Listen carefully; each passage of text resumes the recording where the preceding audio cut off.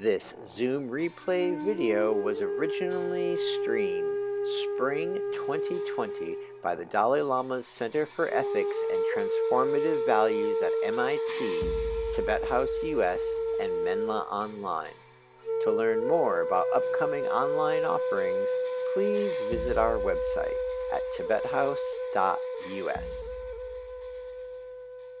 And you said, I was reading that it's all very well to wave a hand and dismiss this world as illusion, but what does that mean? What is real, if not what lies at hand? Nagarjuna attacked the problem with logic, rationally, rigorously, relentlessly, and sometimes playfully too. He deconstructed the concepts we take for granted. He drilled down until any attempt to place reality, things, persons, ideas, identities in a definable box revealed itself to be absurd, self-contradictory, or incoherent at the end of the road. In the process, he knocked down every competing philosophical system of the time, but instead of offering a superior view to replace them, he pulled the rug out radically. All exists separately. Nothing is possessed. This is your own words, Gemma. So then the topic today, though, is not this critical rational thing. It's devotion, right? Yes. Bhakti. Yes, Bhakti. Yeah. And then from the minute that we decided to take up this topic, I was thinking about Shrenika the Wanderer. I don't know if you remember that person from the Prajnopaya 8,000 Sutra, Right. Wisdom, who is, he's emphasized that he only had faith in transcendent wisdom. He did not do any philosophy or logic at all, but he only had faith. But through that deep faith in transcendent wisdom, in selflessness, in emptiness, he somehow reached a realization of emptiness. So somehow you can come up to reality through faith, through devotion, as well as through critical reason. So how do we understand that? I throw it over to you. I think bhakti or devotion, as I understand in the Buddhist tradition, of course, is I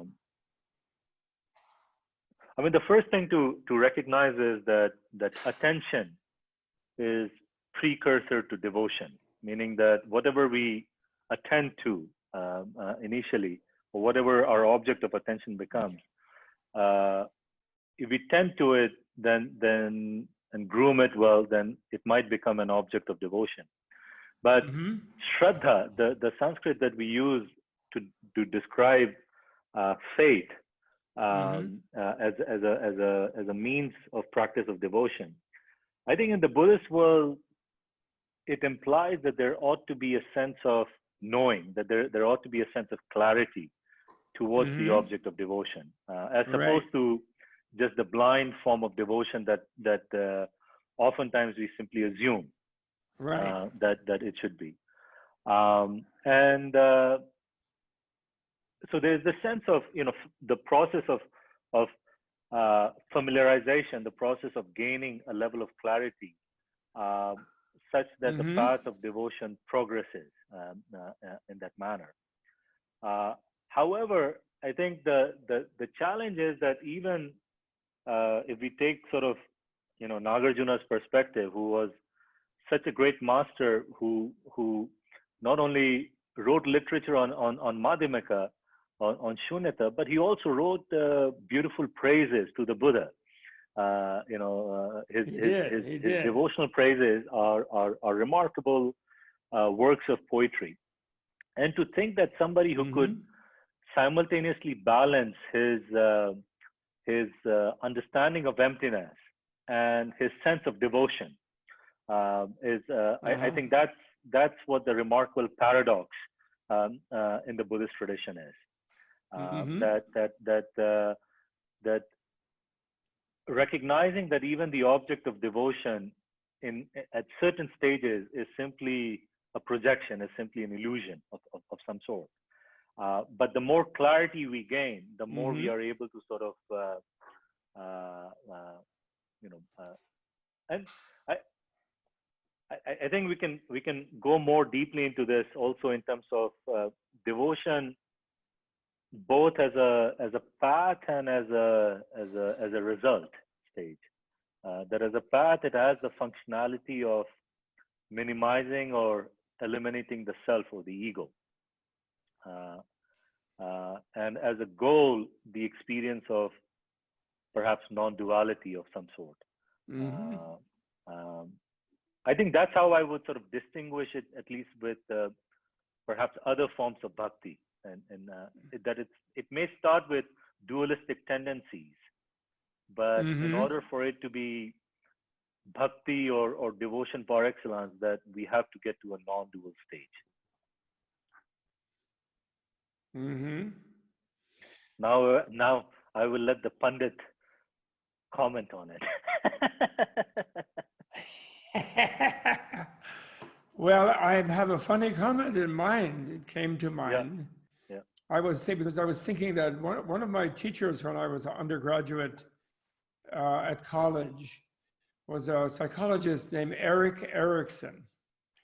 And he had a wonderful theory called the 7 stages of developing like a healthy psychological personality. And I don't remember all of them right now, but the first stage, which I do remember, I always remember very well, is called trust. And that trust had to do with, and this is like child psychology, like an infant. Right. And it had to do with trust in the universe, kind of a basic trust that life is good. And when you were talking about this devotion, I was thinking of the baby.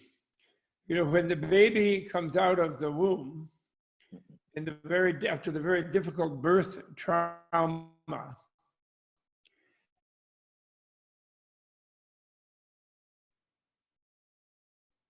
the cord has to, and they use someone is helping, they clean it up. Actually, in the non-human mammals, the mother will lick off to clean it up.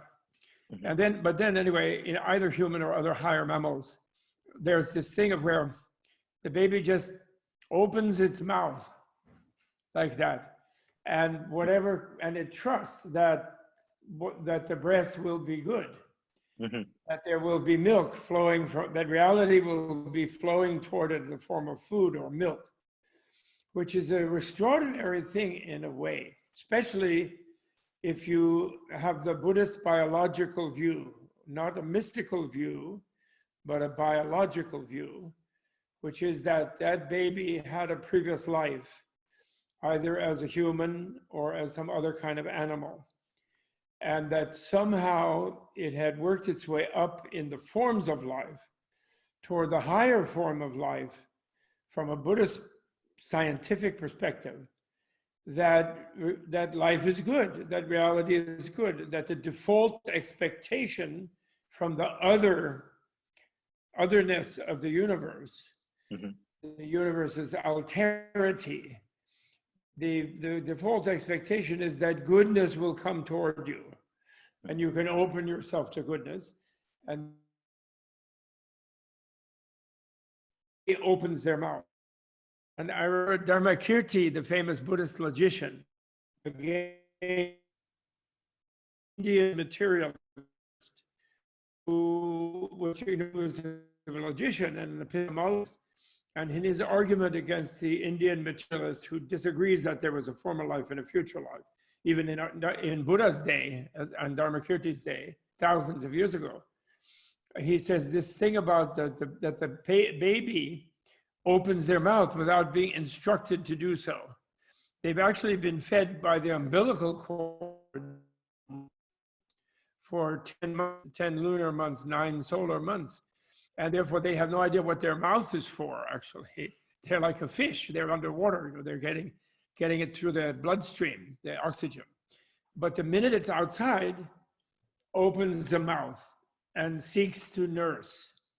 So that's a sign of previous life of awareness of connection to the other. You know, our Dharmakirti even puts it, but I never thought of it as a faith thing, as a paradigm for faith, for trust, for openness to that reality is going to be good, you know. And I think the heart of all the religions, and they're into Allah Rahman, you know, God is compassionate, you know, Jehovah is loving, you know, God is love, you know. And of course, in the Buddhist view, where the beings is more than the power of the demons and the evil beings, the egotistical beings. There's that same idea that although there's no idea of a creator, but there is the idea that the good guys are stronger. And so you can trust the world, you know, something like that. We gotta take pauses. I'm trying to speak more slowly, but I will take a pause. See. It's wonderful to have compassion on our interpreters. Yes, absolutely, absolutely. Well, one of the things, Babla, that I wanted to ask you, given both your long time experience and exposure to all the traditions that are there, is one of the challenges that I perceive, not only in the religious domain in general, but especially in the West, perhaps, is the criteria for understanding healthy devotion. That the religious world is so much. Sorry, I couldn't catch that word. For understanding healthy sense of devotion.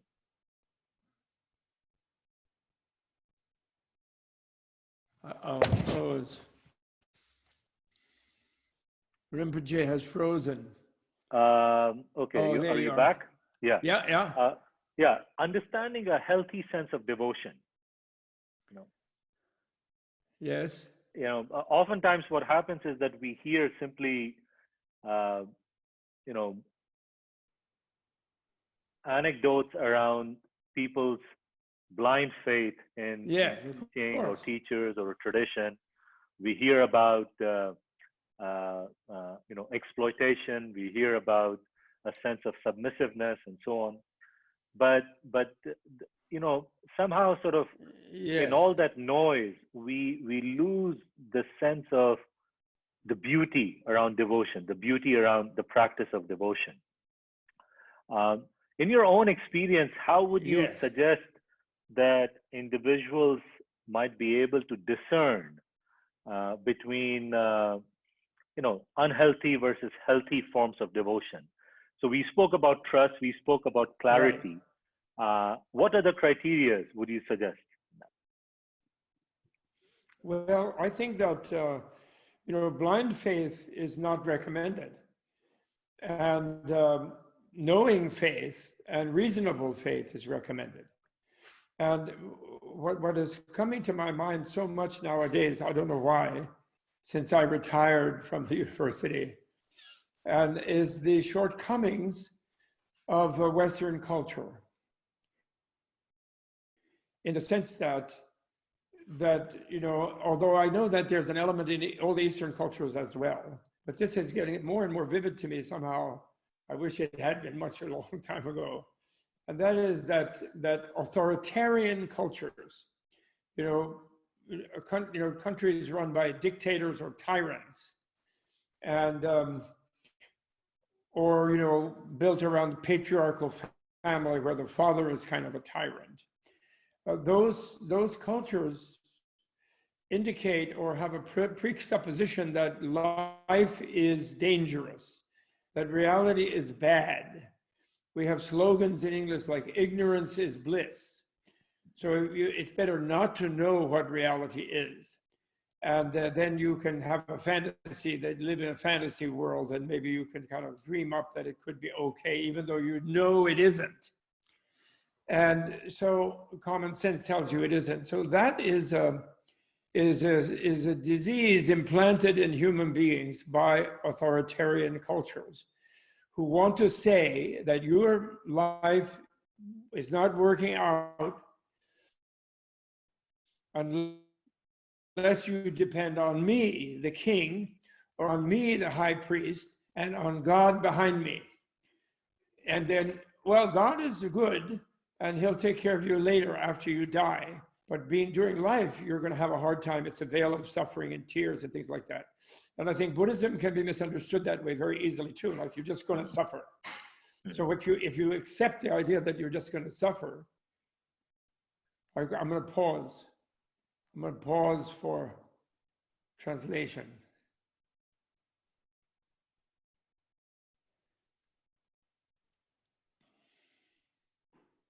So if you accept that you're going to suffer inevitably, which is not actually the meaning of the First Noble Truth, you can't, the First Noble Truth is that you're going to suffer if you don't try to understand the situation, if you remain ignorant.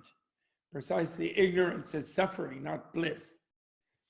And that's because the whole worldview of the freedom seekers in all traditions, and maybe Buddhism allowed more of them to thrive than because of its location in other societies where there was more bounty, let's say.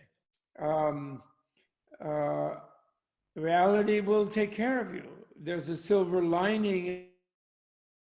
Even you think it's difficult or dangerous, ultimately it's okay. Because, and therefore the human being even is presented biologically by Buddhism as being an evolutionary production of beings who have become more and more trusting of the universe, not who have become more successfully violent and self-defending, but more and more trusting. So more open and therefore capable of talking to other people instead of thinking that anybody they meet, they have to fight them or they have to consume them and dominate them. Instead, they are there to converse with them. And so then that's how the human being gets its value. It can expand its sense of identification beyond the narrow personal self, to identify with the mother, to identify with the baby, to identify with the beloved, to identify with the world, actually. And then a Buddha is the being who has most blossomed beyond humanity, but in the same direction, to identify with everything. So I think if you see evolution in that way, and you see the world as good, and even if you're in a heavily authoritarian monotheistic tradition, you don't listen to the authorities, and instead you cleave to the idea that God is love. And you say, I'm not going to obey your nasty order to go have a war because God is love, like Tolstoy did. You know, in his old age, Tolstoy, who wrote War and Peace, you know, with the help of his wife, he decided that he became like a yogi. You know, he became a seeker. He became like Siddhartha in his old age, because he decided that God is love is what he would stick to, not that God is the boss, or God is the God of the Russian army, or the usual thing that the authoritarian cultures make you do. So I think we have to reevaluate. When you say it's a difficult thing in the Western culture, that's because faith has been made to seem in that Western culture as the opposite of wisdom, the opposite of reason. So therefore, faith has to be blind. And they misinterpret Jesus' teaching in that way, I would say. You know, they misinterpret it. You know, the joke, I'm going to pause for the translator, but I was going to ask you if you know the joke about the preacher in the evangelical, the fundamentalist church. Do you know that joke?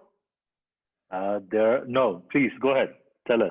Well, the preacher on a Sunday, he was saying to the congregation, well, now, folks, I'm sorry, I'm going into an American Southern accent.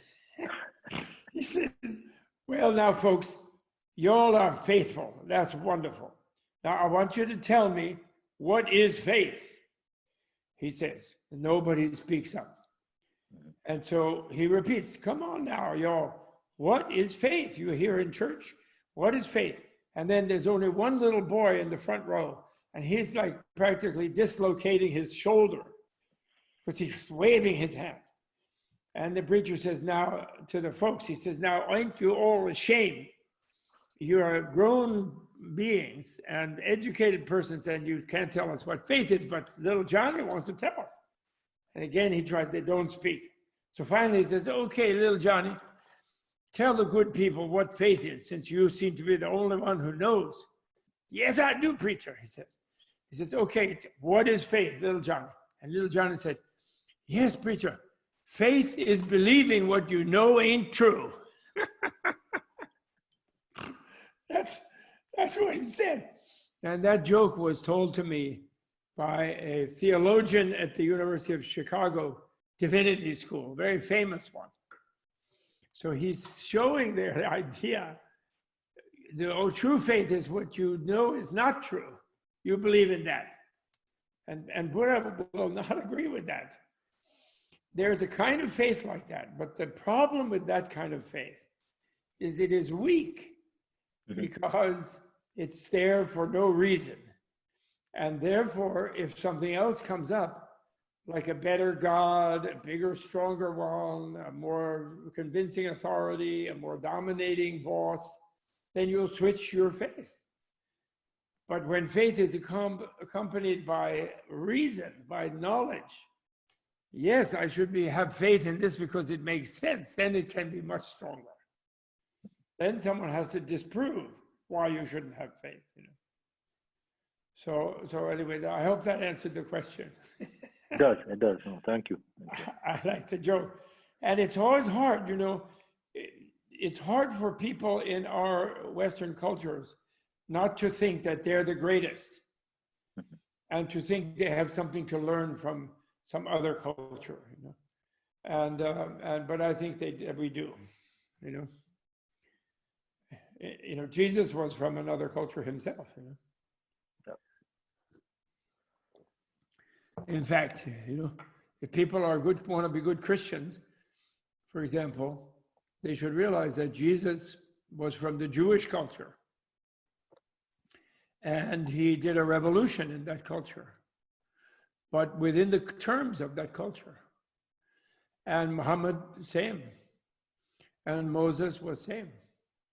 So they were not, so by being Christian means they're not worshiping Odin, or, some pagan, some tribal deity, a warmongering type of deity.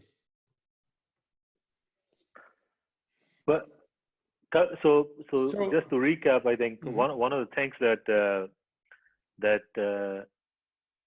when we sort of try to understand the anatomy of devotion in Buddhist tradition, it begins with reason as opposed to opposing reason, and that reason sort of helps us ground in this sense of trust, this sense of faith that then sort of moves us along this path of devotion. Yeah. One interesting sort of emphasis in Indic tradition, and particularly in the Vajrayana form of Buddhism, is around the idea of devotion to teacher, devotion to guru, devotion to deity, and so on. And again, it is in some ways a beautiful thing. It's a beautiful way to think of that relationship, as I have also alluded to it in the book, that if you think of this relationship between guru and student, that the guru doesn't seek anything else from student except for the student's spiritual well-being and the sense of spiritual liberation, and the beauty of that relationship, that it transcends life after life, that it's not just this transactional relationship of a single lifetime, and sort of it organically evolves. In one lifetime, one is a teacher, another lifetime, one is a student, and so on, until they help each other to understand and realize reality and so on. Yes. And in the Indic tradition, the sentiment is even in theistic tradition, the sentiment is presented in a way where it is said that if God and your teacher appear to you simultaneously, if God and your teacher appear to you simultaneously, first pay respect to your teacher, then bow to God. Because if it wasn't for your teacher, you wouldn't know what God is. That's right. That's correct. That's wonderful. So, well, you know, in your story, when you were 10 years old and you walked out to a railway station and you just set off into the universe, that shows that you had a sense of a basic trust of the universe. And somehow the authority in your family, you felt, was not open enough. So you had a kind of critical, although you love your members, that's not in life. So you just hurled yourself into, what is it called? You ran toward mystery. Well, there was a thrust of mystery for sure. It's incredible. It's incredible. I mean, imagine what, you know, if one of my kids left at 10 and just left and then went to a railway station and I don't know where he went or she went, it would be a complete nightmare.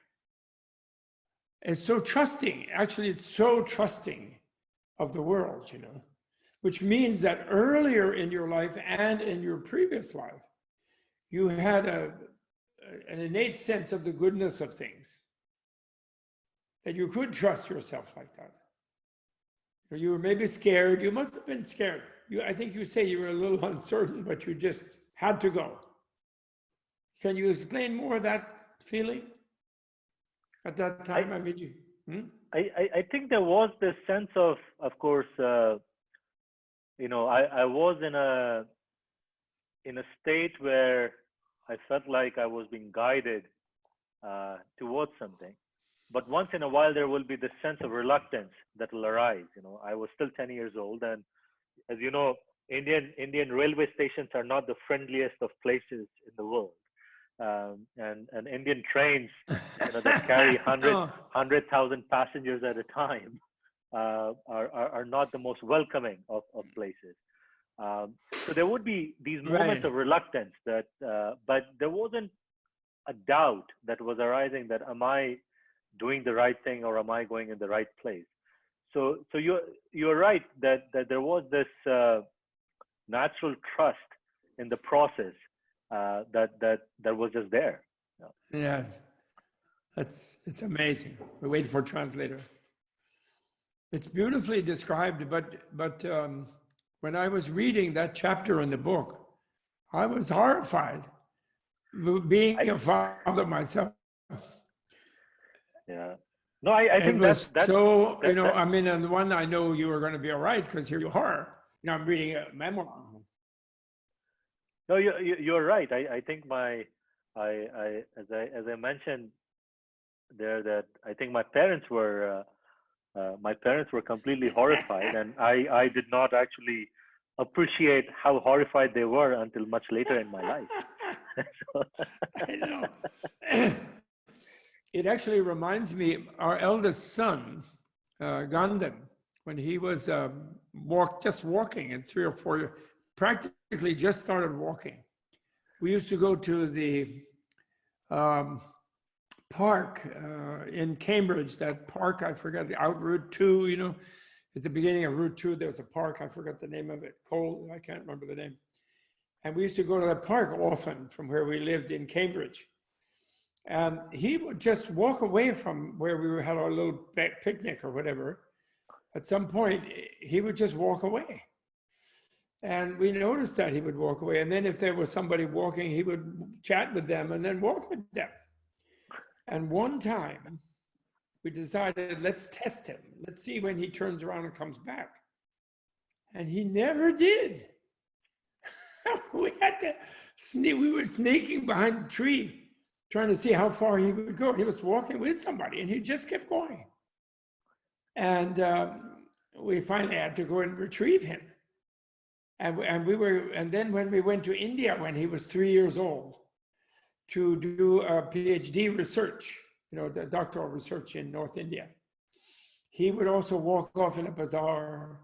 He had a little sister, a baby sister, so sometimes he wouldn't pay full attention. He would just take off. And finally we got a leash. We put him on a leash because it was so frightening. So I think it's a sign of greatness, that kind of trust in the universe.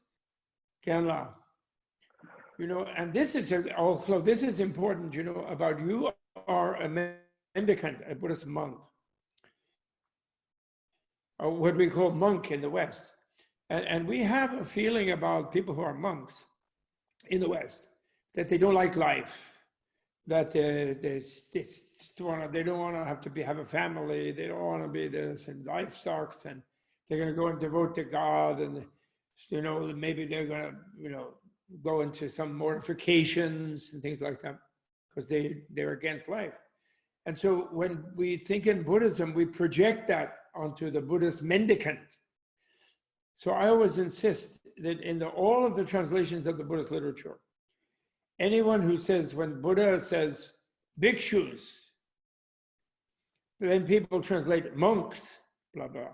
That's wrong. They should translate as mendicant. Someone who wanders off and lets the world take care of him or her. Female or male mendicant. Meaning, when you become mendicant, that means you walk out and you expect the world to feed you. Like you're a baby, you're an infant who expects the breast to have milk, the mother's breast to have milk. And you expect the world to feed you. And that the fact that Buddha founded such a movement in India and that it had traction, tremendous traction, proves the generosity and sort of some vein of kindness in the Indian culture, that they would feed homeless, mendicant people who would not work to grow their own food, but felt there was enough surplus that they wouldn't be depriving people. And Buddha was careful not to go in a drought, he wouldn't go to villages where they have very great scarcity. So there was a bounty in India, and they didn't have a lot of freezers and refrigerators, so they might as well give away a free lunch to a mendicant. Well, it was yeah. Go ahead. Well, I'm just saying you're happy. I can see you. Look how happy you are. You're like a happy guy. Look, laughing. It's the joy of Dharma. It is. Yeah. It is. No, it was a remarkable system. I think that Buddha had put into place, and all this sort of guidelines that he had put into place around, to foster this sense of embracing uncertainty, like just in the practice of begging for alms, and yes, for lay people, the practice of alms giving. Just in that particular practice, there are so many spiritual qualities, from generosity to egolessness, to embracing uncertainty, to giving up false sense of security. There are so many practices that are inbuilt just in the practice of begging itself. He was a genius. And yeah. Absolutely. And so people are shocked. Mm-hmm. So one question, Bobla, coming back to this the bhakti and devotion theme. You in your own life, you traveled to India, and I remember you told me you were working those days on Kalidas's work as part of your dissertation, I think. Well, around the same time, yeah. Around the same time, but you had this wonderful fortune of meeting some great teachers, some great masters in the 60s and 70s there. Yes. What would you say? Some things that you perhaps, I mean, let me put it this way: what would be some of the insights that you would share with people around this idea of guru devotion?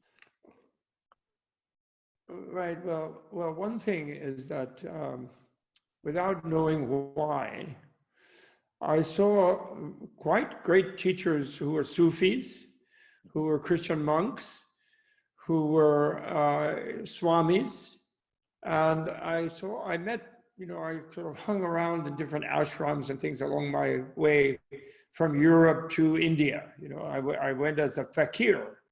I was a little bit like you, and in one way I was probably as immature as a 10-year-old myself at 20. In 2021, when I had a year's pilgrimage to reach India, journey to the east sort of thing. And but I never stayed with one guru of that type, because in all of those centers, what I noticed was a kind of extreme dependence on that teacher.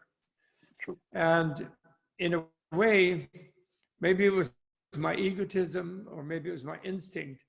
I felt that my quest is not so important as this quest of this great teacher, this sheikh, or this swami, or this whoever it was, this abbot, And I wasn't stopped with the teacher until I met someone who didn't seem to have a big agenda, and who didn't present himself as the be-all and the end-all.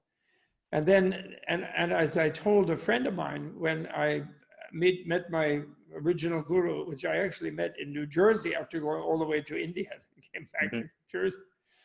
And I said, "Oh, he's my teacher, I'm staying here." And they said, "What? You're going back to India? You have a ticket. You met lamas there?" And I said, this was a Mongolian lama who had come from Tibet. And I said, no, he's my teacher. And they said, "Well, what makes you think so?" And I said, "Well, because he's not there." I said, "He doesn't have a big plan for me. He's available, but in a way, he's not really there. He has no agenda." I somehow sensed that. And I didn't know what I was saying. It just popped out of me. So therefore, I can trust him, I said, because he doesn't have an agenda. So I think when people used to ask me in my 50 years of academic teaching, kids would come up to me after classes or after a course or after several courses, they would say, "I need a guru, or where should I go? Who should I study with?"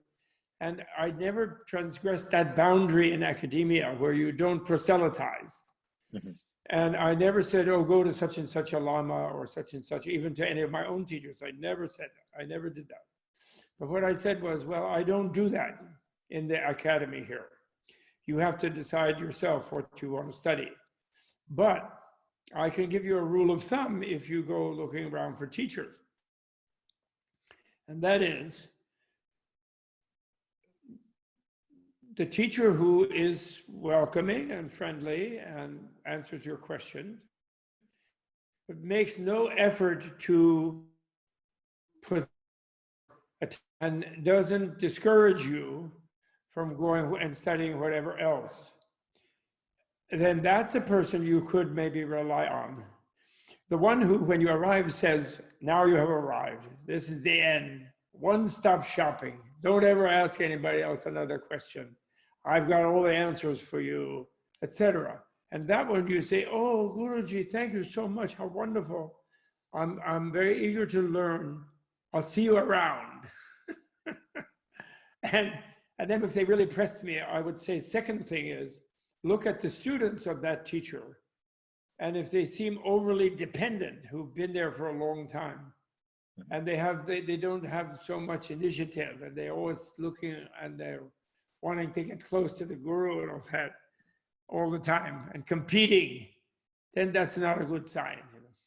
So that's what I always said. So I would make that a rule of thumb for everyone, that in a way, when you, on some advanced, Buddha actually, he had a concept, as you know very well, of the Kalyana Mitra, what's called the virtuous friend, and the goodness friend, even because the Kalyana means goodness friend. And so he wanted to lower the kind of patriarchal quest of authority in the teacher and say that the teacher is a friend who wants to inspire you to go in the right direction. But you have to make the choices yourself. Puts the burden of transformation on you. And that's the better teacher, in a way, up to a certain point.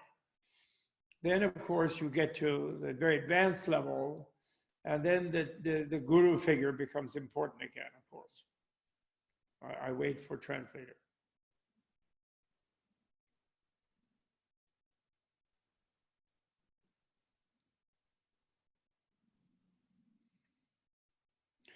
For example, in your own quest, if I can ask you a question, you initially were drawn to the Fuji Guruji people. Probably dreams was actual Fuji Guruji. I got there. It was close disciples. You were drawn by magnetism to the stupa, and you met the disciples. But they did not discourage you from learning from others, I think. Or can you tell us about that? In other words, they urged you to seek out other teachings and teachers. Am I right there? That is correct. That is correct. I think most of them did that.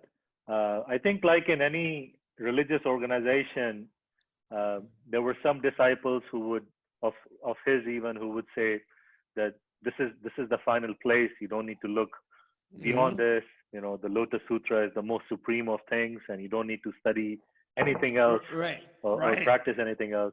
Right. But then there were others who encouraged me to seek out more, to study more. And in fact, one of the individuals that I mentioned in the book, Reverend Nama Tame, who was one of the first monks to give me the novice vows, he in fact had studied in Burma and Sri Lanka before meeting Fuji Guruji. And Fuji Guruji himself studied in 8 different schools of Japanese Buddhism. Really? How cool. Before starting his thing. Yes. And so in his own order, you can see quite a bit of incorporation of rules and dictums from traditional Zen monasteries and other places. And it wasn't just within the Buddhist world itself. When one of the first meetings with His Holiness, I think the second meeting, His Holiness the Dalai Lama, we were discussing about my path of study, that what I should be doing. And of course, in my mind, I thought the best thing would be to go to South India to study. And he said, no, you are an Indian, you're a Hindu Brahmin. First thing you should do is study Hinduism and see what you might miss out on. So he actually encouraged, a thorough study of Hindu tradition. Yes.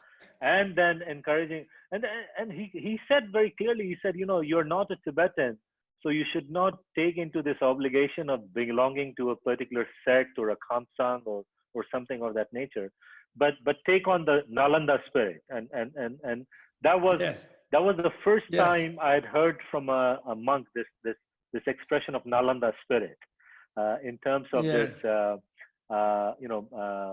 curiosity filled, driven study of Buddha Dharma in its entirety. So that was, again, as you said, that was one of the signs where it wasn't encouraging a sense of dependency, but encouraging a sense of exploration. But already the trust was already forming in several such teachers. Well, you know, there is a thing in the Lamrim, the way of relying on the spiritual teacher, spiritual friend, and which is sort of the basis in Tibetan Buddhism of the guru devotion thing. And but they don't read the fine print, because in that there's three things that you do to relate to your beloved teacher, and one of them is you have devotion. You allow yourself to love that teacher, and then second thing is you serve that teacher.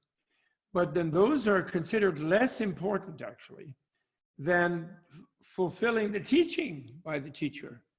Sushin de Truba, you know, to follow the teaching and try to achieve it.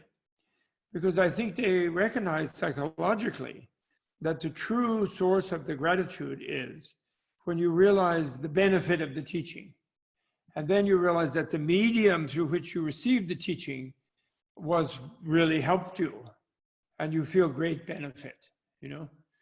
Like you know, for years, I know you have done this, and I've been for 50 years trying to help Tibet and Tibetans, you know, in their political situation, in their exile, in the genocide that they're suffering under, the diaspora and exile that they're suffering, you know, having become destitute by going into exile and so on, and then rebuilding their lives. And for many decades, I tried to help them.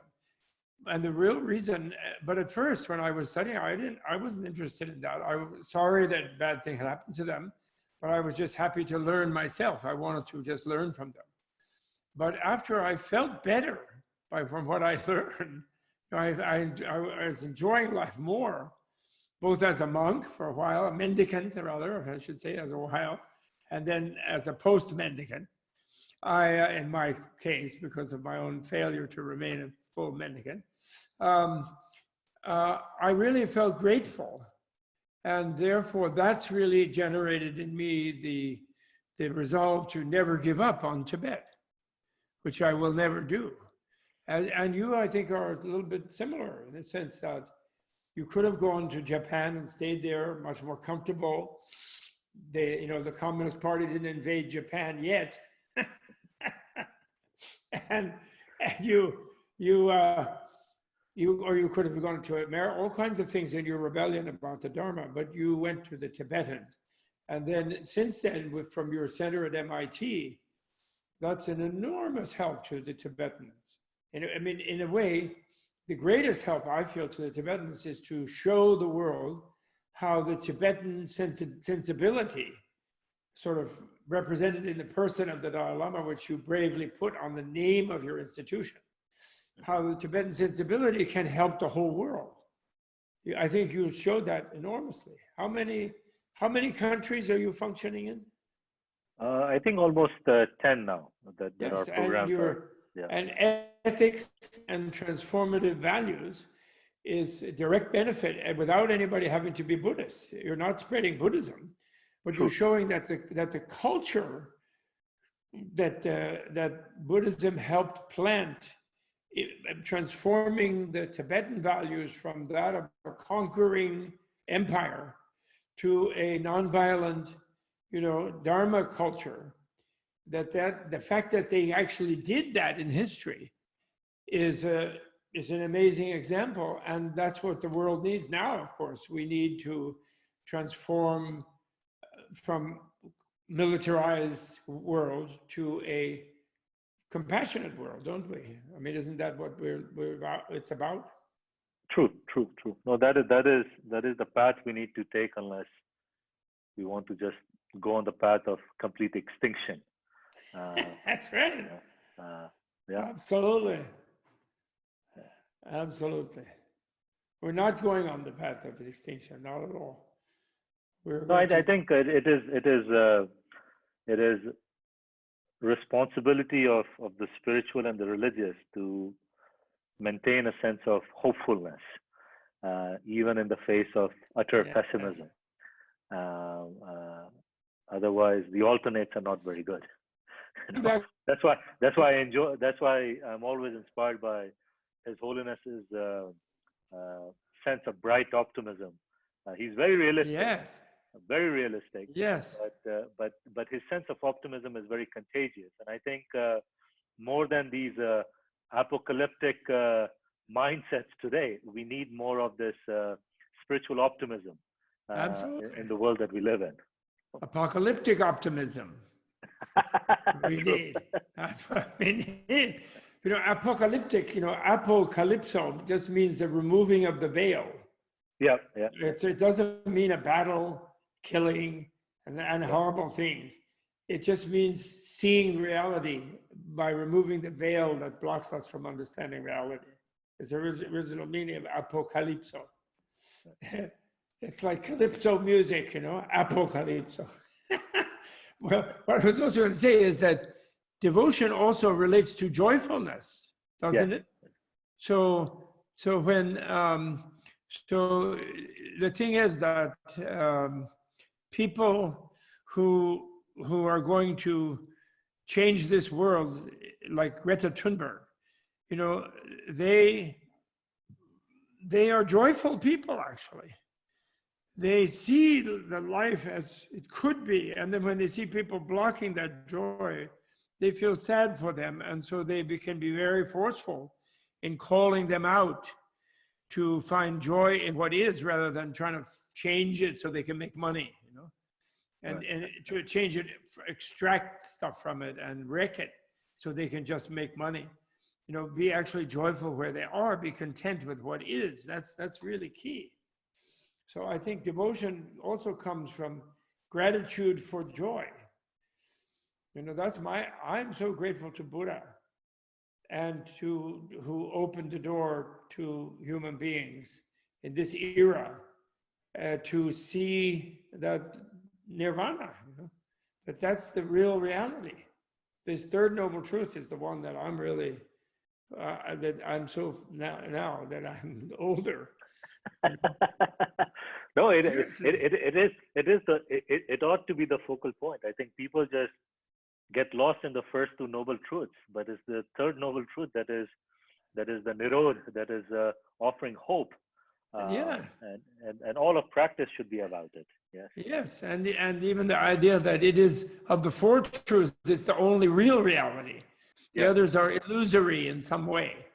Even the positive fourth one, which is the path to the freedom from suffering.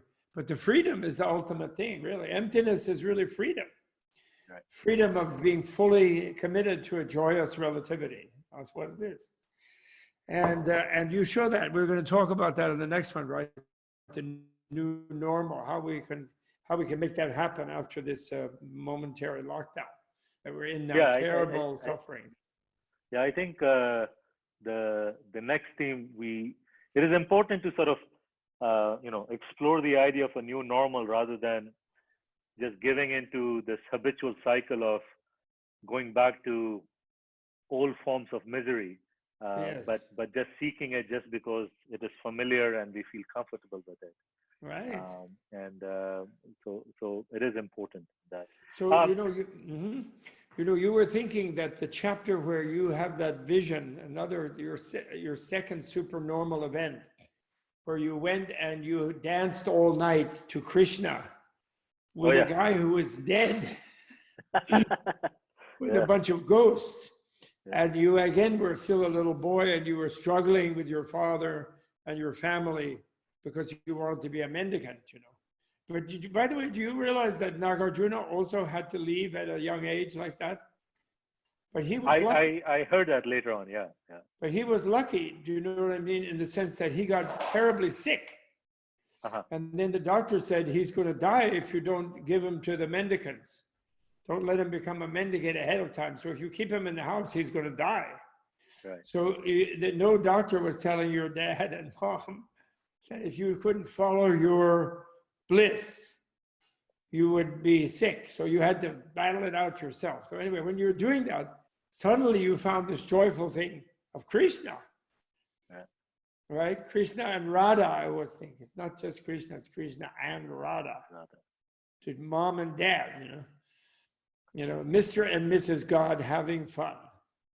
And then they ask you, is there joy in your religion? And you didn't know how to answer at that time, but I think you do now. Yes. Right? So what that means, this is the great thing, that one thing about His Holiness, he loves interreligious and interfaith stuff. That's one of his big things. And that means he sees the Dharma in all the other traditions without anybody being a Buddhist. Right? So that dancing Bhakti Dharma that you had with this wonderful Krishna devotee, Hare Krishna, Krishna Krishna, it's just one. That's why I love that Krishna Das we have nowadays.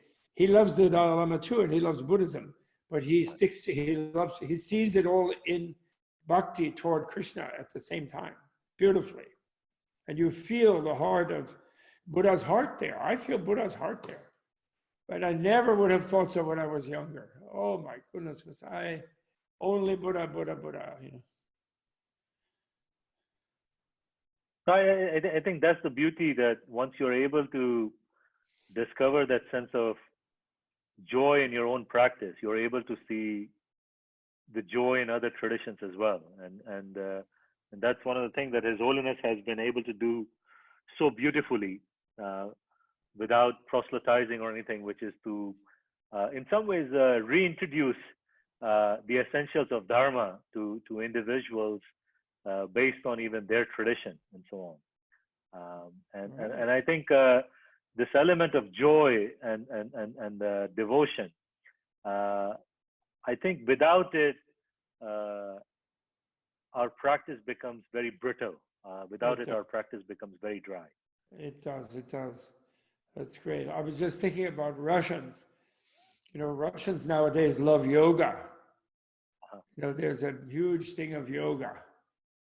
And one of the driving reasons, I think, is that Russians for many generations have been practicing the tree pose, where you stand, because they don't have any chairs in their churches. So they have to stand for days, hours and hours for the services. And they're standing in the tree pose, because they don't get to sit down. So that means that's very good for their posture. And they probably had, when they did that, they had less sore back, lower back pain, because you have to stand in the tree pose and you adjust your back and their legs and your glutes, what they call their glutes muscles. So that's why Russians are, I think, mad because yoga illegal in the 20s, because he wanted to boss people around, didn't want them to feel better. So I think that's truly great, and that's key, really, it's key. I really admire the Russian spirituality. I feel it's really very powerful. Tolstoy, was really tremendous. And Brothers Karamazov, I really like it. I admire it tremendously. And they had the Mongolians with the Tibetan Buddhism sort of floating around them. And boy, they have a reason to like Buddhism, because Buddhism made the Mongolians more peaceful finally, right? And because they were up against them otherwise, and when they were still conquering. So that's really great. I love it. I love the Dalai Lama. Now, how much do you love the Dalai Lama? Mendicant G. Tell us about your feelings about the Dalai Lama nowadays. Please tell us. I think he's a teacher par excellence for our time, for the world that we live in.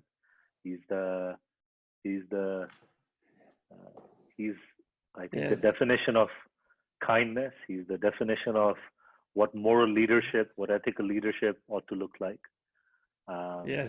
He's a definition of effortless bodhicitta in some way. Always oozing of compassion and so on. And I think if we can even imitate to be 1% like him, the world will be a much different place. It really will. It really will. It's so sad that Xi Jinping in China now is acting he's letting them try to crush Tibetan culture, Uyghur culture, this and that. And he was 1 year old when Dalai Lama and his father were dear friends. Right. And yet he has not brought the Dalai Lama rehabilitating for China. He couldn't bridge the Communist Party on the Dalai Lama. And even with that, I'm sure he was blessed by the Dalai Lama when he was a baby. And he was, nursing with his mother, and his father was running over to see the Dalai Lama. And Dalai Lama gave him a gold watch and everything. And then he became the president and the emperor of China, really. But he could not persuade the Communist Party to bring His Holiness back. If he had done that when he had time, he would never be attacking Hong Kong. He would not have allowed them to attack Tibet. He would not have allowed them to attack the Uyghur people, because Dalai Lama loves the Muslim people. He would not have allowed them to do all these silly things that China is now doing, that is going to cause so much trouble. And, just the Dalai Lama's presence with the leaders there would have made them less afraid of the world and their people, And they would have decided to, okay, let's take a break on this and that, It's just sad, I really feel sad about it. But His Holiness, never mind, he's patient. When we talked about it years ago when Xi Jinping first became president, he said, if he doesn't make it, next one will finally see the light. And it will happen. What? It will happen. Definitely. Yeah.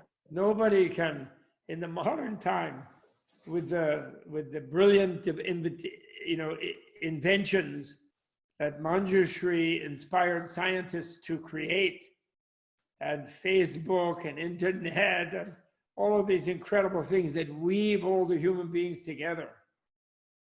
The domineering guys, the tyrants, the dictators, they just are not going to make it. They're having a last fling just now, even here in the US, but they just are not going to get there. No way. Absolutely not. Right. We are approaching the time, so I know. Perhaps I know. Can I announce something? Sure. I'd like to announce to everybody, in case nobody has seen it, that His Holiness, our Bhakti Guru, our Dalai Lama Krishna, Rama, whatever he is, he is giving an initiation online next week at all kinds of odd hours. I'm sure, Yulia, you know about that. Avalokiteshvara initiation.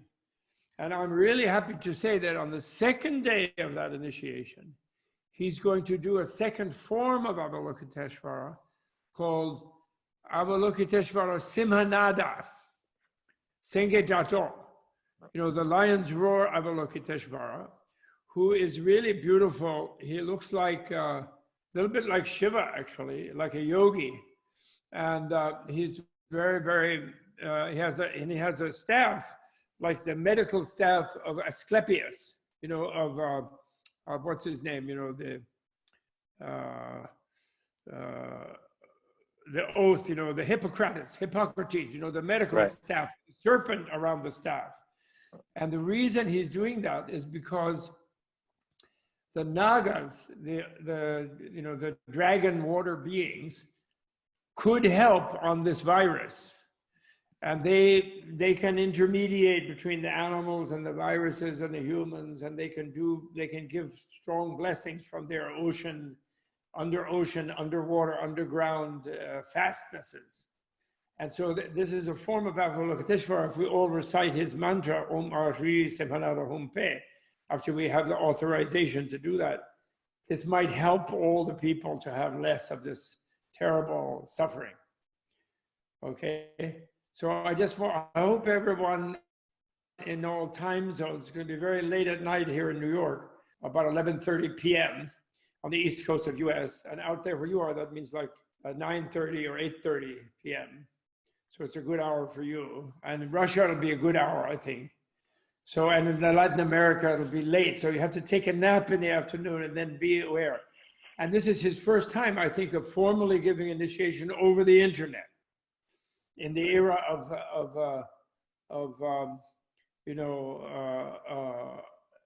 no so many flights, Greta Thunberg doesn't want us getting on a lot of jet airplanes. So he's going to give this over at night. I think it's going to be historic and wonderful. I just wanted to announce that, okay? Well, thank you. Thank you so very much. No, it will be historic. And of course, everyone is encouraged to make a virtual appearance. Yes. Yeah. Thank you so much, Sarmala. So thank you. We'll take a pause now. Thank you very much.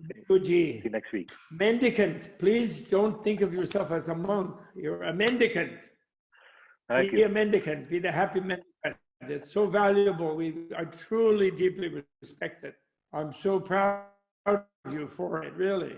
I failed to mend. I wanted to be a mendicant, but all this other work, whatever. But I'm just wonderful supporting your work and seeing it go forward. Everything I can do in my retirement decades, my sunset years, I hope to do that. Okay. So all the best, everybody. Buenas tardes. Dobry din, dobry večerem. I don't know what time it is in Russia. Dobry večerem, whatever it is. Good evening. Have a good night. Okay. Thank you so much, everyone. And thank you, Julia. And thank you, Javier, para traducirnos. And I hope we can continue. We'll see you next week, I hope. Okay? Sounds good. Thank you so very much. Again. Okay. Thank you, Gela. Thank you. This archive video is made possible through the generous support of the Tibet House US Menla Online membership community. To learn more about the benefits of Tibet House membership and upcoming online offerings, please visit tibethouse.us.